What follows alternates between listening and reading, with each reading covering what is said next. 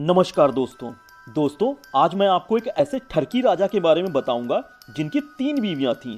कुछ वैश्याओं से भी उनके संबंध थे, लेकिन उन्होंने अपने दृढ़ शक्ति के बल पर महायोगी की उपाधि प्राप्त की। दोस्तों, आज मैं आपको राजा भर्तृहरि की कहानी बताने जा रहा हूं और उनके जीवन की संपूर्ण कथा और वो परिस्थितियां क्या थीं जिनकी वजह से उनमें इतना बड़ा बदलाव आया। और यह भी बताऊंगा कि एक पत्नी के धोखे से कैसे एक राजा तपस्वी बन गया। और मैं आपको उस स्थान के बारे में भी बताऊंगा जहां उन्होंने तपस्या की थी। तो दोस्तों, वीडियो शुरू करते हैं। दोस्तों, सबसे पहले मैं आपको बताना चाहूंगा उस स्थान के बारे में जहां पर राजा भर्तृहरि और उनके भतीजे गोपीचंद ने तपस्या की थी। दोस्तों, उज्जैन में राजा भर्तृहरि की गुफा स्थित है। इस गुफा के बारे में कहा जाता है कि यहीं पर बैठकर राजा भर्तृहरि ने अपने गुरु गोरखनाथ को प्रसन्न करने के लिए तपस्या की थी। यह गुफा शहर से बाहर एक सुनसान इलाके में है। गुफा के पास ही शिप्रा नदी बहती है। गुफा के अंदर जाने का रास्ता काफी छोटा है। जब हम इस गुफा के अंदर जाते हैं तो सांस लेने में भी कठिनाई महसूस होती है। गुफा की ऊंचाई काफी कम है, अतः अंदर जाने पर हमें काफी सावधानी बरतनी पड़ती है। यहाँ पर एक गुफा और भी है जो पहली गुफा से छोटी है। वो गोपीचंद के नाम से है, जो राजा भर्तृहरि के भतीजे थे। दोस्तों, इस गुफा में प्रकाश की बहुत कमी है। अंदर रोशनी के लिए बल्ब लगे हुए हैं, इसके बावजूद भी अंदर अंधेरा दिखाई देता है। अगर किसी व्यक्ति को अंधेरे से डर लगता है तो वह व्यक्ति अंदर नहीं जा सकता। यहाँ पर छत बड़े बड़े पत्थरों के सहारे टिकी है। गुफा के अंदर राजा भर्तृहरि की प्रतिमा है। उस प्रतिमा के पास ही एक और गुफा का रास्ता है। इस दूसरी गुफा के बारे में ऐसा माना जाता है कि यहाँ से 4 धामों का रास्ता है। गुफा में राजा भर्तृहरि की प्रतिमा के सामने एक धूमी है जिसकी राख हमेशा गर्म रहती है। दोस्तों, अब हम आपको बताते हैं कि राजा भर्तृहरि के साधु बनने की कहानी और कैसे वह अपनी पत्नी से आहत होकर राजा से साधु बन गए थे। दोस्तों, उज्जैन को पुराने समय में उज्जैनी के नाम से जाना जाता था। उज्जैन शहर के परम प्रतापी राजा हुए थे विक्रमादित्य। विक्रमादित्य के पिता राजा गंधर्वसेन थे। उनकी 2 पत्नियां थीं। एक पत्नी के पुत्र राजा विक्रमादित्य थे और दूसरी पत्नी के पुत्र राजा भर्तृहरि थे। राजा गंधर्वसेन के बाद उनका राजपाट राजा भर्तृहरि को प्राप्त हुआ था, क्योंकि भर्तृहरि विक्रमादित्य से बड़े थे। राजा भर्तृहरि धर्म और नीति शास्त्र के ज्ञाता थे। प्रचलित कथाओं के अनुसार राजा भर्तृहरि की 2 पत्नियां थीं, लेकिन फिर भी उन्होंने पिंगला नाम की स्त्री से तीसरा विवाह किया। पिंगला बहुत ही सुंदर स्त्री थी। इस वजह से राजा भर्तृहरि अपनी तीसरी पत्नी पिंगला पर मोहित हो गए थे।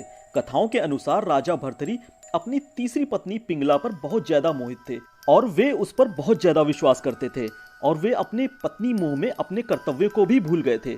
उस समय उज्जैन में एक तपस्वी गुरु गोरखनाथ का आगमन हुआ। गोरखनाथ जी राजा के दरबार में पहुंचे।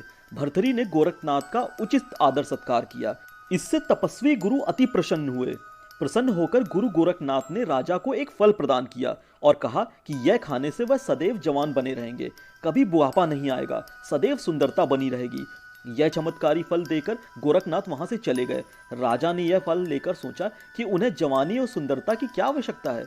चूंकि राजा अपनी तीसरी पत्नी से अत्यधिक मोहित थे, अतः उन्होंने सोचा कि यदि यह फल पिंगला खा लेगी तो वह सदैव सुंदर और जवान बनी रहेगी। यह सोचकर राजा ने पिंगला को वह फल दे दिया। अब रानी पिंगला भर्तृहरि से नहीं बल्कि उसके राज के कोतवाल पर मोहित थी। यह बात राजा नहीं जानते थे। जब राजा ने यह चमत्कारी फल रानी को दिया तो रानी ने सोचा कि यह फल यदि कोतवाल खाएगा तो वह लंबे समय तक उसकी इच्छाओं की पूर्ति कर सकेगा। रानी ने यह सोचकर चमत्कारी फल कोतवाल को दे दिया। वह कोतवाल एक वैश्या से प्रेम करता था और उसने चमत्कारी फल उसे दे दिया ताकि वैश्या सदैव जवान और सुंदर बनी रहेगी। वैश्या ने यह फल पाकर सोचा कि यदि वह जवान और सुंदर बनी रहेगी तो उसे यह गंदा काम हमेशा करना पड़ेगा। नर्क के समान जिंदगी से मुक्ति नहीं मिलेगी। इस फल की सबसे ज्यादा जरूरत हमारे राजा को है। राजा हमेशा जवान रहेंगे तो लंबे समय तक प्रजा को सभी सुख सुविधाएं देता रहेगा। यह सोचकर उसने चमत्कारी फल राजा को दे दिया। राजा वह फल देखकर चकित रह गए। राजा ने वैश्या से पूछा कि यह फल उसे कहां से प्राप्त हुआ। वैश्या ने बताया कि यह फल उसे कोतवाल ने दिया है। भर्तृहरि ने तुरंत कोतवाल को बुलवा लिया। सख्ती से पूछताछ करने पर कोतवाल ने बताया कि यह फल उसे रानी पिंगला ने दिया था। जब भर्तृहरि को पूरी सच्चाई मालूम हुई तो वह समझ गए कि रानी पिंगला उसे धोखा दे रही है। पत्नी के धोखे से भर्तृहरि के मन में वैराग्य जाग गया और वे अपना संपूर्ण राज्य विक्रमादित्य को सौंपकर उज्जैन की गुफा में आ गए। उस गुफा में भर्तृहरि ने 12 वर्षों तक तपस्या की थी। राजा भर्तृहरि की कठोर तपस्या से इंद्रदेव तक भयभीत हो गए थे। इंद्रदेव ने सोचा कि राजा भर्तृहरि वरदान पाकर कहीं स्वर्गलोक पर आक्रमण न कर दें। इंद्र ने भर्तृहरि पर एक विशाल पत्थर गिरा दिया था। तपस्या पर बैठे भर्तृहरि ने उस विशाल पत्थर को एक हाथ से रोक लिया। और तपस्या में बैठे रहे। इसी प्रकार कई वर्षों तक तपस्या करते रहे। उस पत्थर पर राजा भर्तृहरि के पंजे का निशान बन गया। यह निशान आज भी राजा भर्तृहरि की गुफा में उनकी प्रतिमा के ऊपर वाले पत्थर पर स्पष्ट दिखाई देता है, जिसे आप लोग वहां जाकर देख सकते हैं। यह पंजे का निशान काफी बड़ा है, जिससे देखकर अंदाजा लगाया जा सकता है कि राजा भर्तृहरि की कद काठी कितनी विशाल रही होगी। राजा भर्तृहरि ने कई ग्रंथ लिखे, जिसमें वैराग्य शतक, श्रृंगार शतक और नीति शतक काफी चर्चित है। दोस्तों, आज की कहानी में बस इतना ही। आपको यह कहानी कैसी लगी कमेंट करके जरूर बताइए। धन्यवाद दोस्तों।